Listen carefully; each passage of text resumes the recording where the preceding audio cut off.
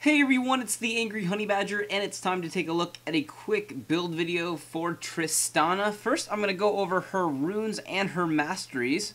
As for the rune page that I like to take when I am playing Tristana, I usually go with my attack damage page. What it has in it is attack damage marks, armor seals, magic resist per level glyphs, and then you can run 3 different types of quintessences. I like to run lifesteal currently. Movement speed ones are also good, and attack damage ones are also good as well.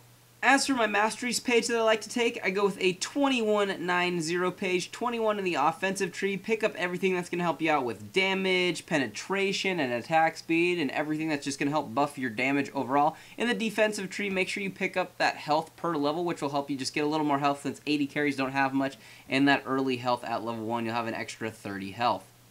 As for Tristana's abilities and how I max those out, there's actually a lot of debate between this. The one thing I will say is make sure you take your rocket jump at either level 1 or 2.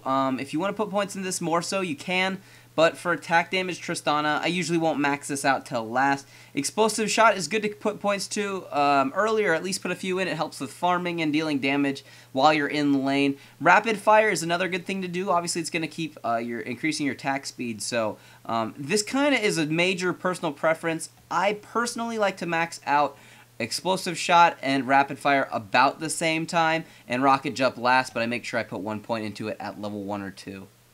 As for the items that I like to take when I'm playing Tristana at level 1, what I usually try to start with is a long sword and 2 health pots. If you like to do boots and pots, you can do that as well. Also, Doran's Blade may not be a bad idea, just depending on your playstyle and the support you're with. Early items that I try to get when I try to go back early a few times at base is pick up your boots, pick up a Vampiric Scepter from that long sword, and then try to get a BF sword. Some of the first few items that you'll want to probably finish out will consist of an Infinity Edge, which that BF sword will build from. A Phantom Dancer is also going to be incredibly nice for more crit and attack speed and movement speed, and you have that ability to move through champion units with that lack of collision. And then also a Last Whisper is actually pretty awesome on her early, pretty good stuff, and it works great late.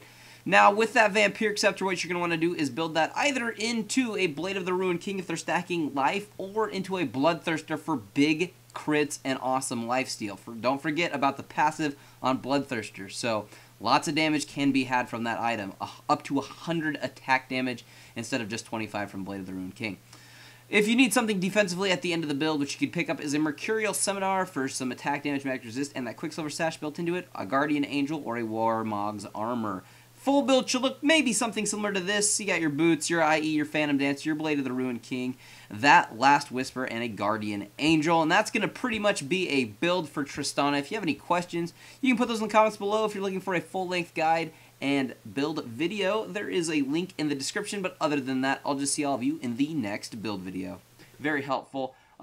You're going to hit people incredibly hard with this build too, I might add. So it's worked great for me. It's very close and similar to a lot of other builds I've seen some really high elo people use. And